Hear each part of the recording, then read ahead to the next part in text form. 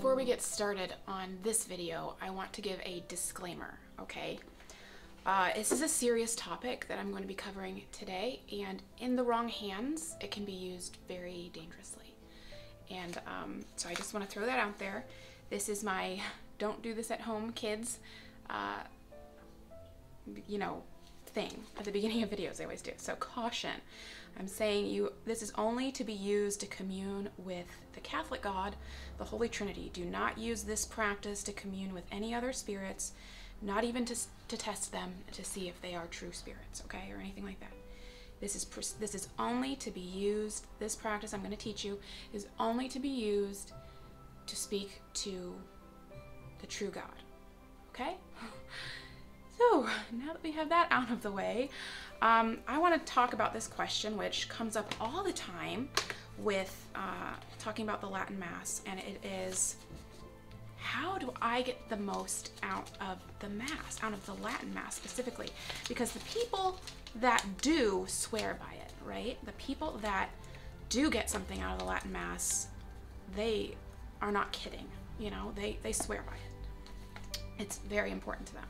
But then the people who come and go to it and they only see the externals, and like this happened after Vatican II. It was like you see this disdain for the traditional Latin Mass by these modern people who have no concept of the sacred, no concept of the spiritual realm, right? They're just living in this material reality, and that's the only thing they can see. They can only see externals, so they don't know how to go deeper into the Mass. So that's what I'm going to talk about here, because in the Mass there are really two perspectives happening. There's God's perspective, which is, objective reality.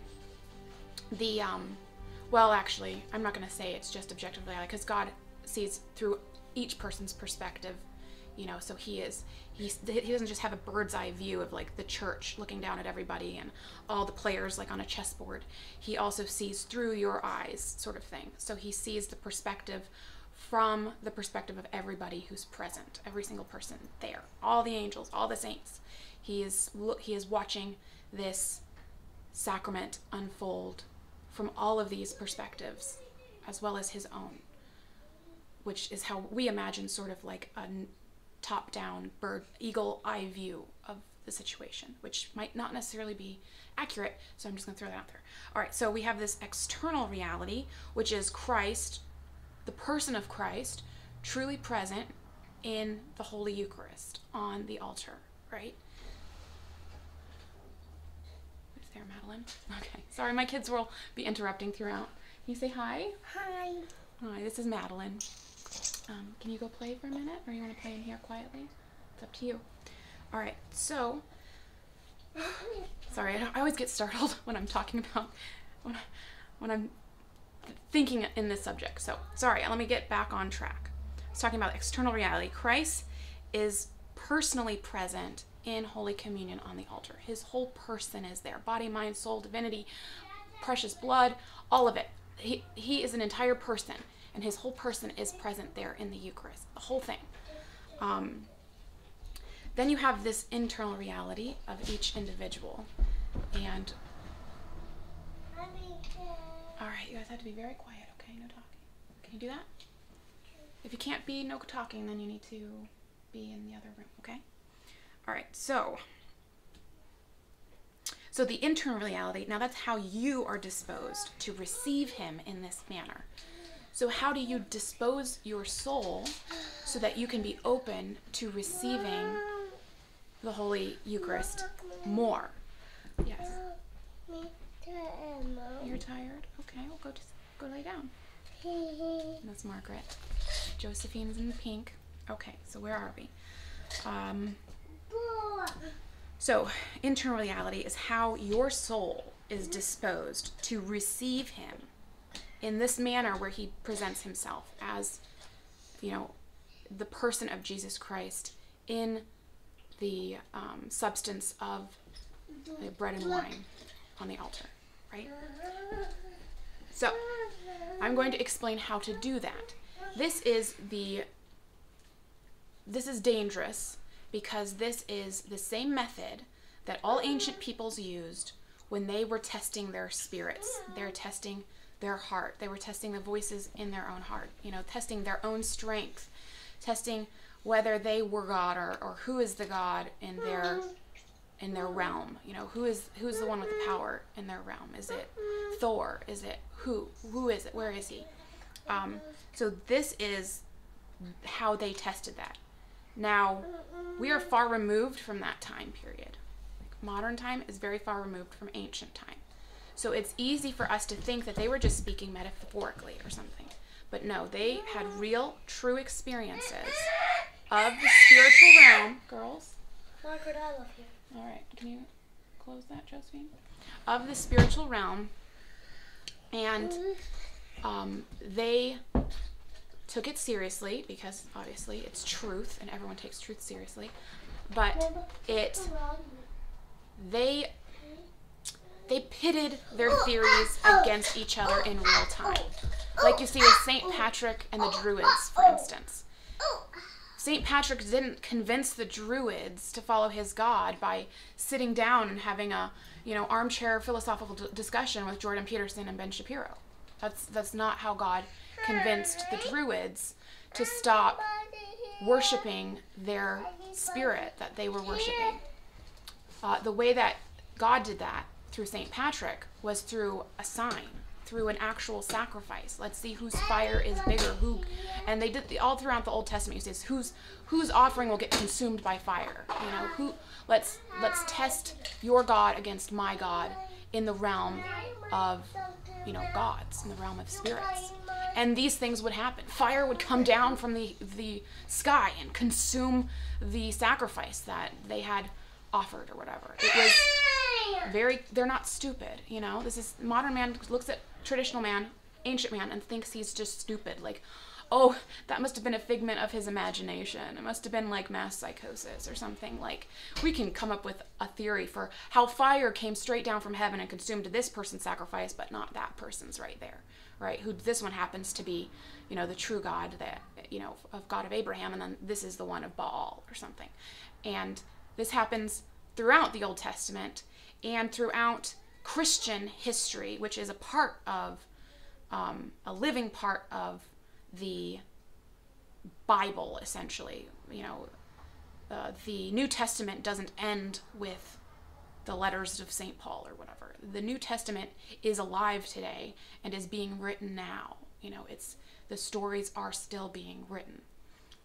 So the early church, in its combat against paganism, used the tools, the symbols,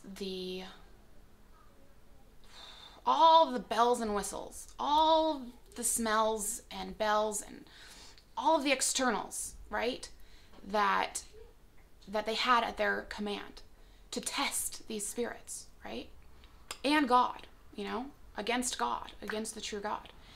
And what seems to have unfolded in the course of history is that the Roman, people are quoting the Roman Caesars now, like these are genius philosophers, which they were, and yet they fail to remember that these genius philosophers were very pious and they believed that these sacrifices were important. And this is why they required all of their people to offer sacrifices to their gods. And the Romans were like, we don't even care which God is the right God.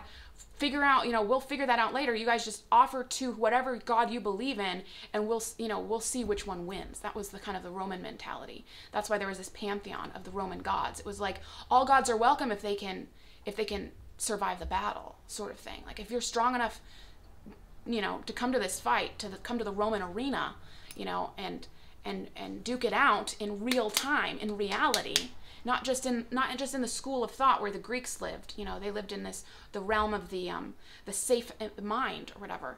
But the Romans duked it out in reality, and we have the word duke because of this. Like, dukes earned their place in reality because of how much weight the Romans gave to these spiritual realities, okay? If your gods were strong enough to to protect you in war, in life, in wherever, then they were respected, okay?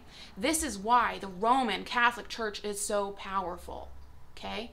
This is why. And this is why Protestants will say, oh, look, there's pagan things in the Roman Catholic Church. And it's like, no, there's spiritual things in the Roman Catholic Church, okay? What makes greenery in wintertime pagan? Nothing. That's all you have to use as a symbol for anything is the greenery. So why would you say that decorating for Christmas is somehow like pagan or some absurdity like this? No, these are human things, human signs that we use to test the spiritual realm, which is real, okay?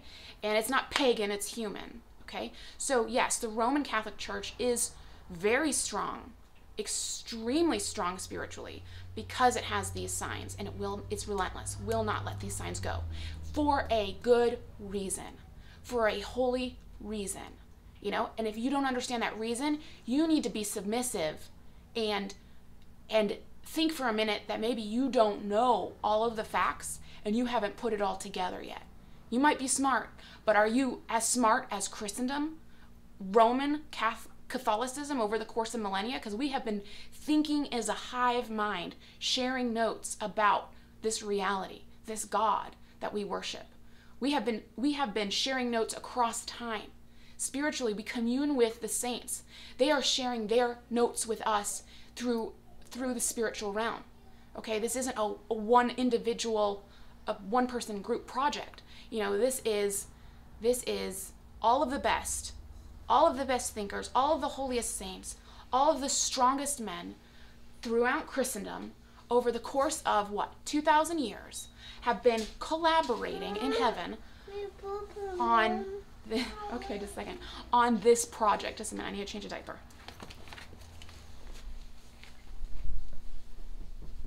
All right, I'm sorry. I'm going to have to try to remember where we were at. We were talking about, yes, duking out in real time.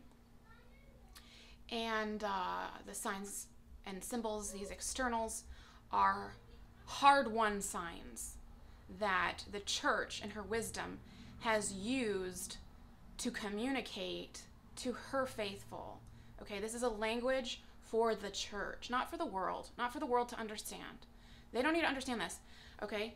This is for the church to understand, because, Thomas Aquinas wrote amazing book on faith, right? And the minute he started thinking about writing on love, he said, everything I've written prior to this is like straw, right? Once he understood what love was. Well, imagine that all of the saints over the course of these 2 millennia have been sharing notes, working together to write the perfect book, the perfect Thomistic book on love. Okay? And they're sharing notes. Because they knew, once they entered into this mystery of love, they knew that it is not one individual's perspective that has all of the answers to what this is. Okay? So, this is also what I have found, which is why I'm sharing this with you in the manner I'm sharing it. Okay? There's a reason for everything. So, here's what I'm going to say. You want to do this. If you really want to get the most out of the Latin Mass, you need to listen with your whole soul. Shema Israel. Listen, Israel. The Lord is our God. The Lord is one. You need to listen with your whole soul. Listening is different than seeing. You can always close your eyes, right? But you cannot close your ears. Oh, nice. Okay, can you go play in the living room? Can you close the door?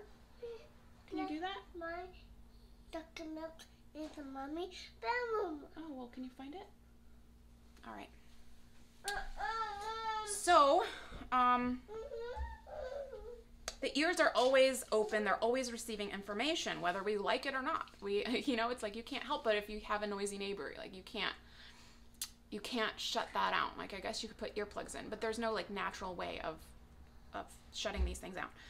So anything and everything enters, and it's up to our spirit, our soul, our subconscious to ignore or accept it once it's already entered.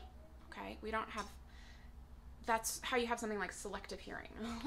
That phenomenon where people happen to not hear you or mishear you and things like that. It's like, well, they're only listening for certain things. Like, they're not really listening. All right, so anyway, so this, how I would describe listening, I'm going to continue, this spiritual listening, is when you're in a church, a Catholic church is a sacred space. Do this in a sacred space. Don't, like, I wouldn't, just, if you're new to this style of prayer, just start in the church, okay? This is how I've been praying my whole life, so I've known no different. So I have a little bit more practice in it. Not everyone is, like, does this, apparently. So I'm going to teach you. It's very simple. When you're in a church, you're in a safe space to open your soul to listen to God. So you need to open your soul. How do you open your soul? You place yourself in a state of wonder. Okay, this is why these churches, these traditional churches, are so wonderful. The point of praying in that moment at the sacrifice of the Mass is to have yourself fully open to God's grace, as fully as you can possibly open yourself to, right? And this is like another thing I learned in labor, because this is very important for a woman giving birth, is how to relax and be open when you're in excruciating pain, when, you know, you're scared, when things aren't going right, when it's unpredictable.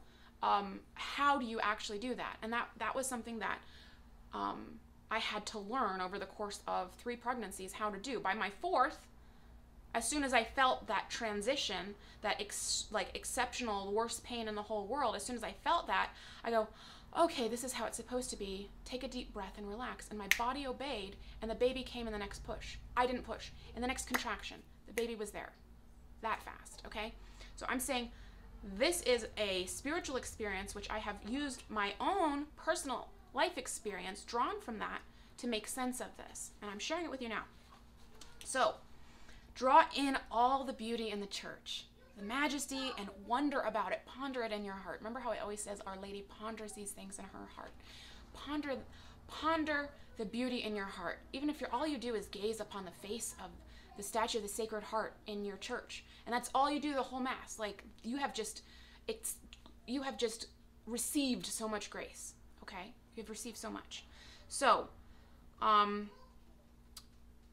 presume that everything you see and hear there is true and good and the best. This is why don't even go into a modern church. Like, don't even bother with modern Catholicism, Novus Ordo, whatever, because they show through their very signs and symbols that they are not the same church that existed before the Second Vatican Council, okay? They don't want to be that same church. They wanted to be something different, and they made something different, okay? And so they don't want to be a part of this conversation the saints are having across time, across millennia, spiritual conversation that is happening in the sacred space, in the safe space of the church. They don't want to be a part of that conversation, then they don't have to be.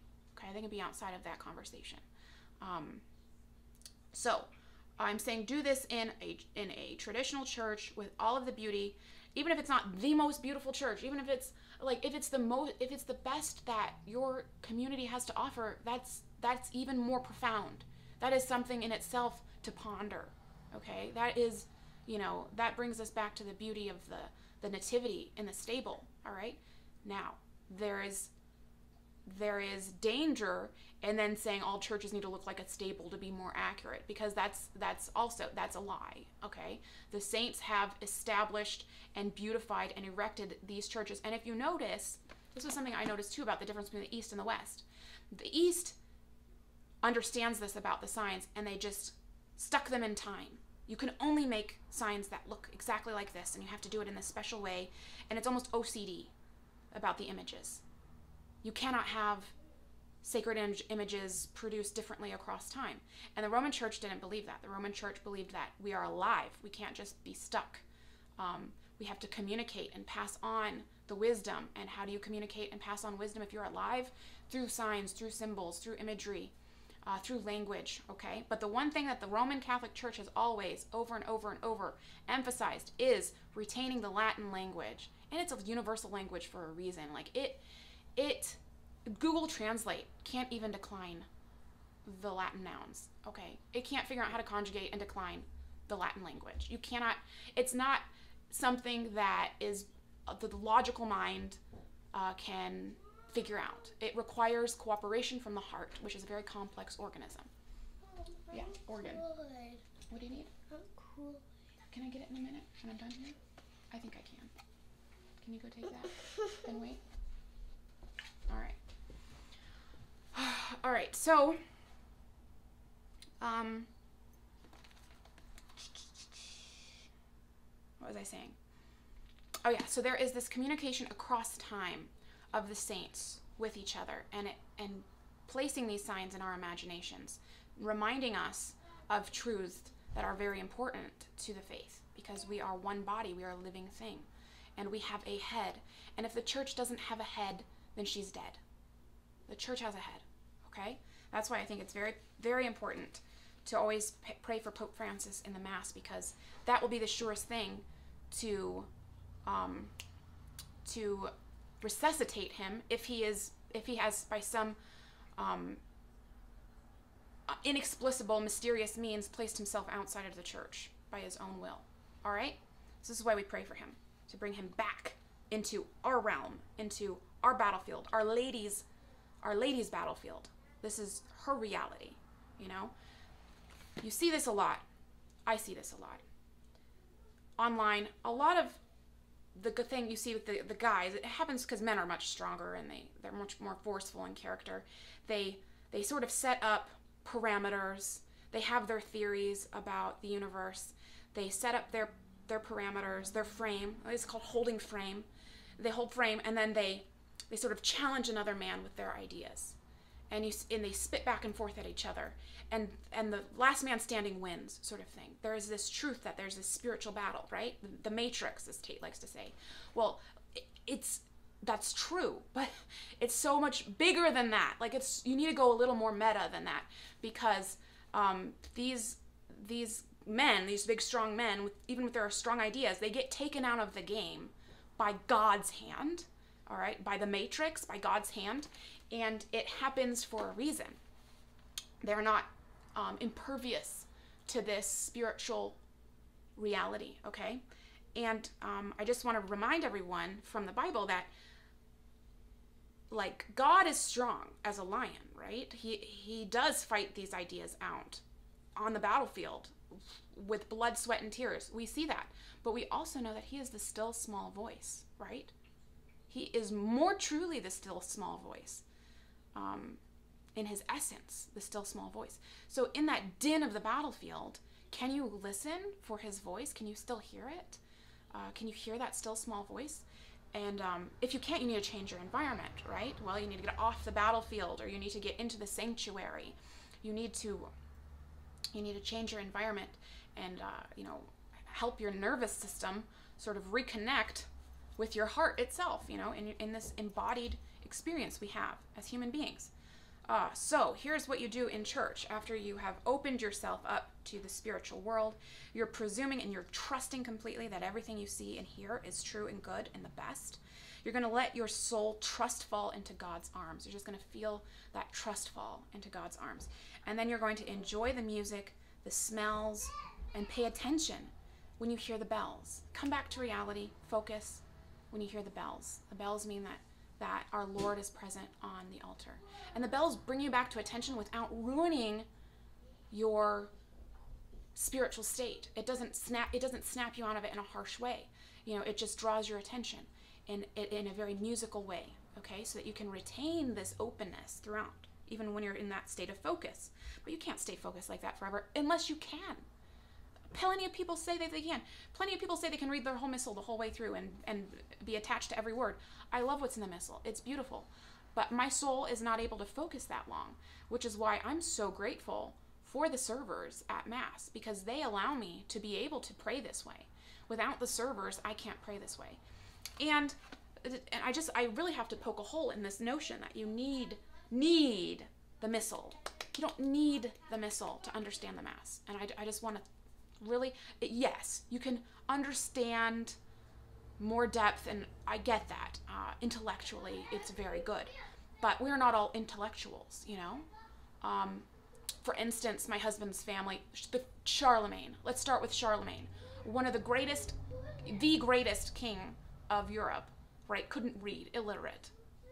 So you can have this communion with God, with the divine, without needing to resort to literary analysis, which is why all of these literary experts of the Bible, all these Protestants who don't have a clue about the meaning of the Bible, because they're so stuck on the literariness of it, the fact that it's a word, it's written down, and it's, but if you are a traditional Catholic, you know that this Bible the New Testament is still alive today, and it is still being written. So, and it's complex, and it's alive. All right, so where am I? Enjoy the sacred bells. All right, let your mind wander and wonder over every detail. Oh, I was saying my husband. Oh yeah, about not needing to read. All right, so my husband knows the whole Mass by heart, memorized. He was an altar server. He doesn't need his missal. He knows exactly what's going on, completely. And his family, my family was big-time readers. I mean, by 5th grade, I was reading at a college level, and I didn't start reading until 4th grade, okay? I refused to start reading until 4th grade, and then I decided to read, learned how to read, and was tested at the college level for comprehension, everything across the board. Best reader in my class. And I don't say that as a mark of pride. I'm just saying that as a mark of difference. People are different, have different characters, qualities. My husband's family, they might not be the most prolific readers, all of them, but they are geniuses, absolute geniuses when it comes to the mechanical understanding of, my husband's a mechanic. I can't fathom the internal combustion engine, and I challenge very many people to tell me that they actually can understand that, but he is one who can understand it, and his family, they are geniuses. You listen to them talk about machinery. So it's like, don't tell me that there's only one way of understanding, or that the intellectual way of understanding the Mass is the best way. Maybe the highest in the grand scheme of things. I'm not going to totally challenge Aquinas there, but I am challenging it in the bestness of it, because there are a lot of qualities of the soul that are great, okay, besides this. So while you're listening, let your mind wander and wonder over every detail, and show gratitude to God for his mother, his sacrifice, and his saints. And we're going to talk about sacrifice, and this is where it's also dangerous, okay? So, just a minute. Because this is dangerous, because sacrifice is real, you guys. Like, the ancients were doing this. They were offering sacrifices, and there were real effects that were coming from it. It wasn't just their imagination. It wasn't all coincidence. It wasn't just like correlation doesn't equal causation. No, like, they knew, and they had their reasons for knowing, that their spiritual sacrifices were effective and were communicating with spirits. And Augustine himself said that the old gods were nothing but demons, because they weren't the true God, but they were spirits. They were real. They had real personal characteristics. These were persons, like spiritual, like the angels, or like the demons. Obviously, it would be demons if they're trying to steal God's glory. So these are false gods. False gods are all demons. Okay, so this is why I'm saying this is very dangerous, because you don't want to be offering sacrifice to demons. Okay, so I'm going to teach you how to offer sacrifice the way an ancient traditional person offers sacrifice to their God. All right, this is how this is the universal way of offering sacrifice to God. So it goes like this. I have this book. If you don't have this book, you need it. It's called My Catholic Faith, a Catechism in Pictures. This gives you everything you need. The section on sacrifice starts on page 268 in the copy I have. It's called The New Sacrifice. It explains how the Mass is a sacrifice, and how that works, how sacrifice works. Before coming to tradition, I had no concept in my mind of the notion of sacrifice, and I had been raised Catholic in the Novus Ordo my whole life, and in the Neo-Catechumenal way as well. So I was very richly inundated with Catholic culture, especially in the Neo-Catechumenal way, with the music and the stories and the reading of the Bible. Can I do that later? All right. Do it right now. Do it right now, okay. But I want it off. Okay, I'll just turn the video off. Okay. You want to take it off? Take it off. Oh, okay. Take it off.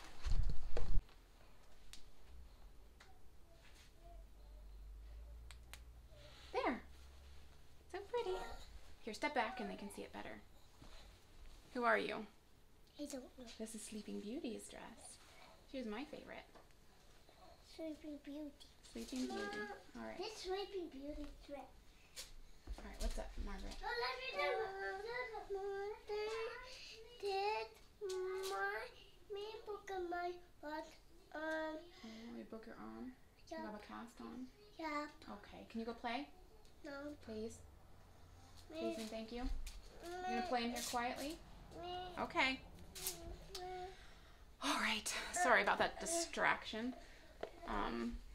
But let's see. Where are we? All right. Why is the Mass the same sacrifice as the sacrifice on the cross? So that's where you can look about that. Maybe we'll touch on that. Oh wait, no, that's different than what I want to talk about. I want to talk about what is the Mass. The Mass is the sacrifice of the new law, in which Christ, through the ministry of the priest, offers himself to God in an unbloody manner under the appearances of bread and wine.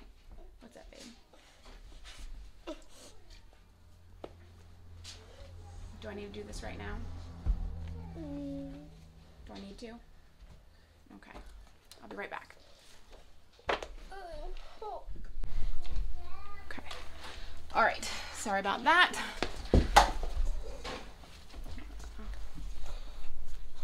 I'm big! You're so big. All right, so we're going to talk first. Before I read from the book, I'm going to explain from my understanding of it, and then maybe that, and then we'll look at the book. I know the book's helpful for me, but it might not be helpful for you. So let me try to explain this in my own words. So this is how you offer sacrifice. You offer sacrifice by associating and attaching spiritually your heart, your soul, your whole being, your whole self, with the sacrifice on the altar. You make them one in your imagination. So this is what's the process of it. In your body, in your mind, in your heart, your soul, whatever you want to call it, in you, because you are one thing. Like, we distinguish all these parts in our intellect, but they're not really distinguished in reality. They are united in reality. If you separate the spirit from the body in reality, you get a dead body. You don't get a soul in a body. You get death. So you are going to spiritually associate your whole person, your whole self, with the Holy Communion on the altar, with Jesus Christ's presence in the Holy Eucharist, the bread and the wine on the altar. You are making that strong spiritual association in your heart. Okay? You're making them one in your imagination. Then you offer them to God through the hands of his priests. You don't touch it. Okay? This is that Ark of the Covenant, tabernacle, sacred space, the importance of this line, this division, the physical reality, because it's important. Okay? You don't touch it unless you're a priest with consecrated hands. Don't touch it. Don't touch the sacred vessels unless you're a priest with consecrated hands. Don't touch it. Okay? Don't enter the sanctuary if you're a lay person or a woman. Never if you're a woman. I mean, to decorate, to set up the flowers, I assume that there is some wiggle room there. I don't know. I mean, but for sure you're not going to be the altar server. For sure you're not going to have a official role within this dynamic drama playing out on the altar. This is for the men. Men have a special spiritual characteristic which allows them to enter nearer to the Holy of Holies. We don't have that character in our soul built in. We are one. We are all open. Okay? When we do our spiritual prayer, we don't have categorical thinking. We don't have different boxes to put our thoughts in, right? Like, isn't that a description they give it to me, the difference between men and women? Now, I know some men can do this and some women can do that, and so it's just in general, men sort of think in this compartmentalized way, that they can enter one room, close the door, and think in there separate from the others. I've kind of been doing that in my Victorian style home. It's been very helpful for me spiritually to imagine these different spaces and these different realms, these different rooms having a different function spiritually. And that's been so helpful to me, so helpful to me. Ever since Jordan Peterson made that comment about your mind sort of assumes that the external reality is a reflection of itself, of the mind. And so your home is sort of, or at least you treat it like your own inner self in a way. So anyway, that's just something to think about. But so what I'm saying is, most women, children, we do not have this natural capacity to compartmentalize our souls. And there's a reason for it. That's a good thing. You know, that's a good thing. When we open our souls to the spiritual realm, we open the whole thing, all. You know, it's like the womb. You know, it's life-giving. There's a life-givingness about being one like that. So, thank God for the priests and the servers who carry out this work. They carry it out consciously for you so that you can pray to God in this way, in a sort of subconscious sort of way. And then after the offering is consumed, give thanks. So after you consume it, after the priest consumes it, after it is consumed by the priest, speak openly to God in your heart. Okay, can you take this back to the kitchen, please? Speak openly to God in your heart. Imagine you are in heaven with the angels. That's why I love the Baroque and Rococo art. Because you walk into the church and you feel like you've walked into heaven. You know, it doesn't take much to imagine that you're in heaven when you walk into those places. Heaven is bursting forth from the ceilings, you know, with all these little cherubs and clouds, and oh, it's so beautiful. You know, it's like, yes, this is how we're supposed to imagine this space. So that was all I had for how to, from a subjective perspective, open yourself up and participate in this sacrifice without reading along. I mean, yes, you can do that if that is your thing, but it's not, I feel like, and judging, you know, that the majority of people experience the sacrifice, the spiritual world in this way. This is a more human way of entering into the spiritual realm. So now, if you listen this far, then you get to listen to what I found was very helpful, like mind-blowing for me. And it might not be for you, but if you want to listen to what I liked, then that's fine. The Mass is the sacrifice of the new law in which Christ, through the ministry of the priest, offers himself to God in an unbloody manner under the appearances of bread and wine. The sacrifices of old, this is where you get a lot of people saying, oh, God didn't really want sacrifices of sheep and all of this stuff. He doesn't really want a sacrifice. He wants your heart. Well, no, pardon my French, but yeah, we get that.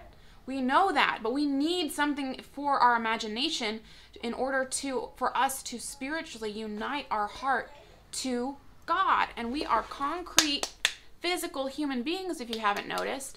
So we need concrete physical signs to teach us how to do this.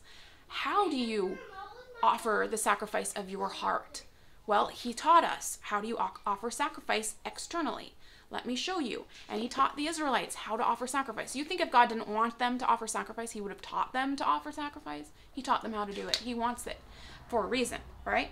To teach you how to offer your heart. And then, so the sacrifices of old were far from perfect. Sheep and goats were unworthy offerings. They weren't perfect offerings, but God can work with good enough. That's one of the principles of love I've found. God can work with good enough.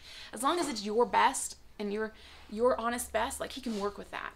And if you're like Cain and you're given an externally perfect thing that's not really your best, then I can't work with that, you know? I'd rather have, God would rather have something that's objectively inferior, but if it's your best, the widow's mite. If it's all you have, like that's really good.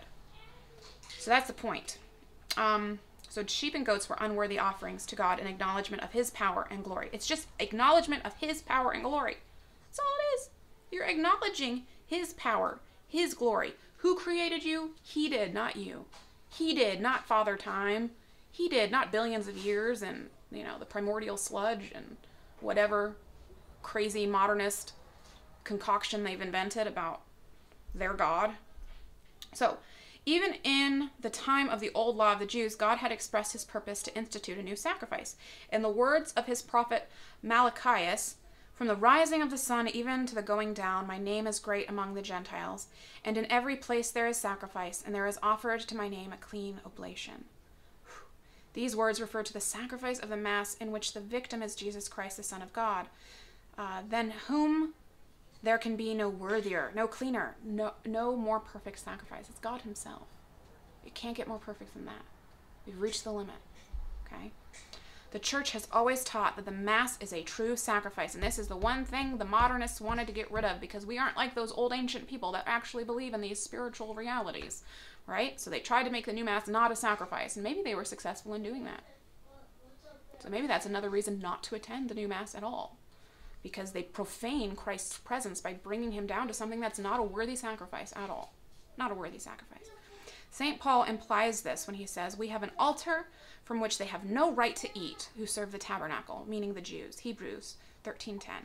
The prophet Malachias foretold the universality of the sacrifice of the Mass.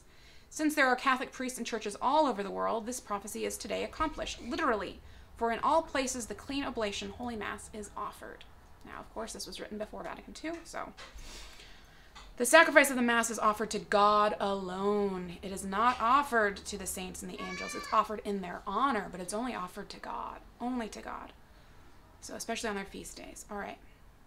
And who made the saints? And who made the angels? God did. He wants them honored. He does. He wants them honored. And he wants them honored to what proportion? He decides. He wants them honored in a certain proportion. That's love creates this hierarchy in the spiritual realm. All right, so that is that. So Mass is a true sacrifice. So my biggest problem with critics of traditional Mass versus the new rite is they say that, oh, the new rite is valid. They say it's valid because it has a valid consecration. True. The moment of consecration is valid. But you don't get to just consecrate any old bread in the grocery store if you're a priest, you know? Oh, it's truly bread, so I can consecrate it. No, it has to be proper time, proper place, proper signs, proper symbols, proper smells and bells, that it needs to be properly done. You don't have the power to go against the church's wisdom and what the church has said is proper over the course of centuries and then say, well, now that is improper, and this is now the new proper. You don't get that. You have that. You do not have that authority. It is not this, what do you call it? This group project of understanding love is a group project of the whole churches. It is not one of those group projects you do in middle school where only one kid's really pulling all the weight and all the others are just getting the A, you know? No, so if you are Pope Francis right now and you think that you are being the most loving person who's ever loved and you're the most loving Pope who's ever loved on the face of the earth and you're loving so hard that you love so much you're even gonna, kill the church itself in some symbolic form of crucifixion. You've just twisted love. Your imagination has gone from one to the other, misinterpreted the facts, and now is turned in on itself. If you would have kept the signs and the symbols and the sacrifice and the sacraments, sacramentality and the sacraments the same, you wouldn't be confused right now. You would have the right signs and symbols pointing you in the right direction if you were submitting your will truly to the church's and to Christ's will. If you were truly doing that, you would be able to see very clearly, mystically, what your course is, what direction you need to be on. You wouldn't be confused. So if you're confused, that's why, Pope Francis. Okay. All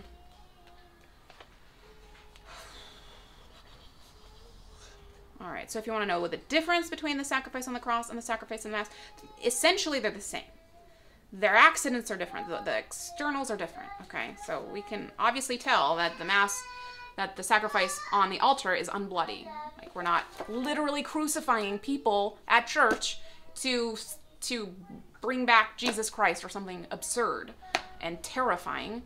So that's, if you can't read spiritual signs, you might come to that sort of bizarre conclusion, and there you have some ancient pagan cults that did that sort of thing with, like, you know, sacrificing people and, you know, taking out their hearts and offering it to God. Like, there is some serious miscommunication in how God wants hearts sacrificed to him, okay?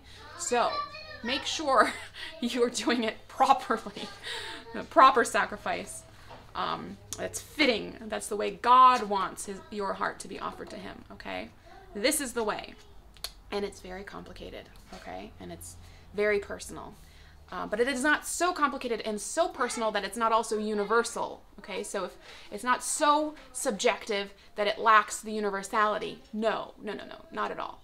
It is both subjective and it fits into the full paradigm of God's creation. So I think that's all I want to say. All right, so much for that. If you are enjoying these videos, I don't need to tell you to like and subscribe. I hope you already have. But obviously, like my videos, it really helps with the algorithm. Comment down below so that I can get to know you, because I truly care about every single person who comments on my videos, and I try to remember, I try to place a face to the name. It's hard because online people don't usually put pictures of their actual faces and their actual names, but that's okay. I do my best to sort of remember who's who. But anyway, I love you guys. I love getting to know you, and I love this community that we are creating here online. So thank you for watching. I'll look forward to my next video, and this is all in preparation for Easter, in case you can't tell. Like, I am trying to make a preparation for Easter so that when Easter comes, you're ready, spiritually, traditionally ready for it. So this is a key part in being ready for Easter Sunday Mass. So make sure you're taking care, not just, and this is the spiritual, right? And next week we're going to talk more about the physical and how to prepare physically for the Mass, because we are one, body, mind, and soul, one thing. And when part of us is incongruous with the rest, we feel weird. It feels awkward and it feels unnatural, okay? So I'm going to try to help you find some sort of sense of normalcy with this whole thing leading up to Easter. So thank you for watching. Once again, thank you for watching. And I will see you in the next video. Have a wonderful day.